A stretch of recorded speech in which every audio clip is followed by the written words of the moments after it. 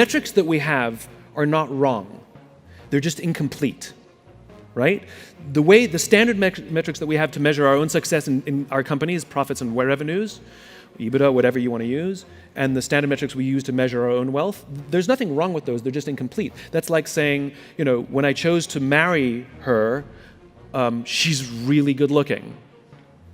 Important. And is she a good person? Does she bring the best out in me? How is she in times of stress? Like, will she look after me? Will I look after her? Will she let me help her? In other words, there's more to it, and it's the same for businesses. So what I'm learning to do is to understand those balancing metrics. So I'm now very interested in things like momentum, right?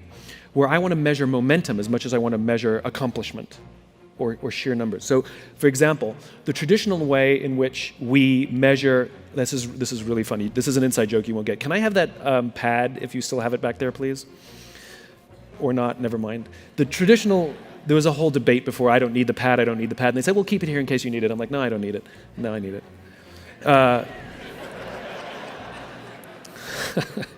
Anyway, I'll just do a visual thing. So the way we traditionally measure success is we give someone a goal, right? We say, meet this financial goal. And then what we do is,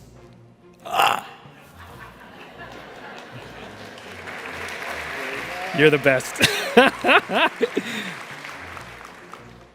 So here's what we do. We give somebody a financial goal. We say, hit that goal, right? And what we do is we don't know how they got there, right? They beg, borrow, and steal.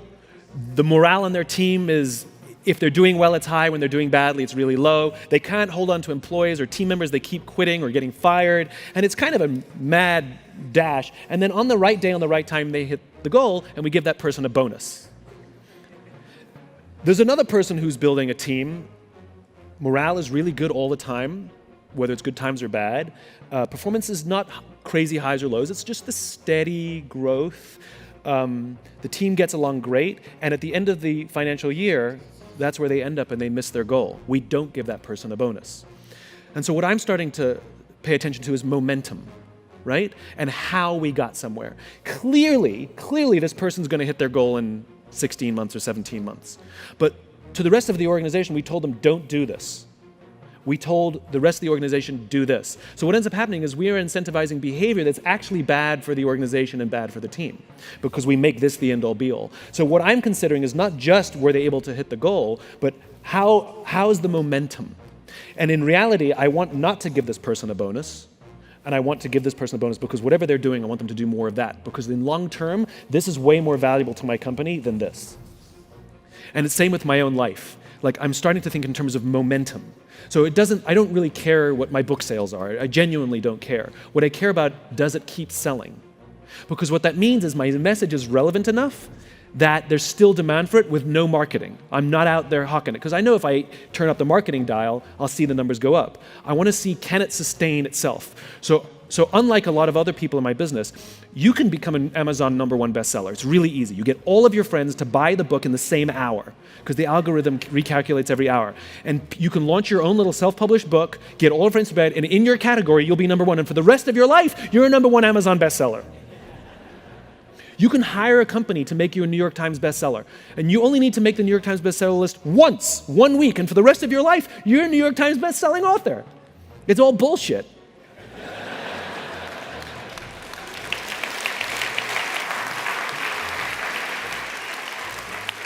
Or get all your friends to give you 5 stars on Amazon. You got a 5-star book and you sell 1 book a year.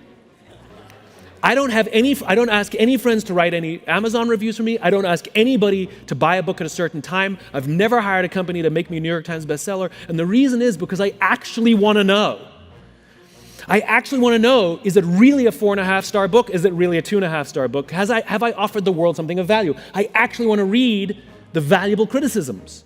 Because I actually care about my long game. I want to know that the value that I'm providing can sustain without me pushing it. So in my own personal life and in my business, I'm looking for new ways to understand and measure momentum. And I'll add one other thing, because I can't help myself. I give long answers. Plus, I just think this is really interesting. So I've worked with the Navy SEALs, and I asked them, like, how do you pick like the guys that go on SEAL Team 6, right? Because they're the best of the best, the best, the best. And they drew a graph for me, and on one side they wrote the word performance, and on the other side they wrote the word trust. The way they define the terms is performance on the battlefield and performance off the battlefield. So this is your skills. This is, did you make your quarterly earnings, whatever, however you want to translate it, right? Performance, it's traditional. This is, how are you off the battlefield? What kind of person are you? The way they put it is, I may trust you with my life, but do I trust you with my money and my wife? They're SEALs. This is what they told me. Nobody wants this person, the low performer of low trust, of course. Of course, everybody wants this person, the high performer of high trust. Of course.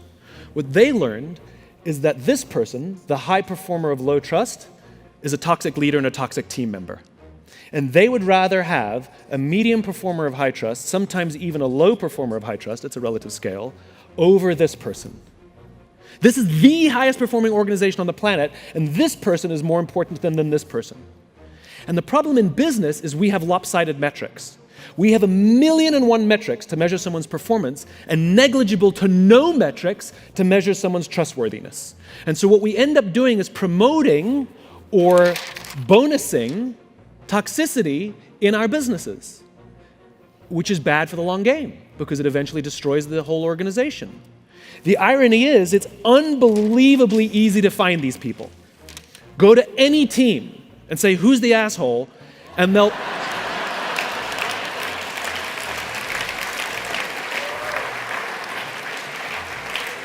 they will all point to the same person.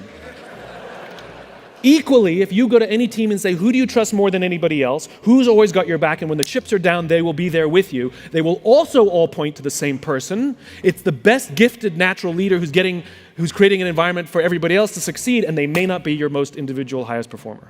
But that person, you better keep them on your team.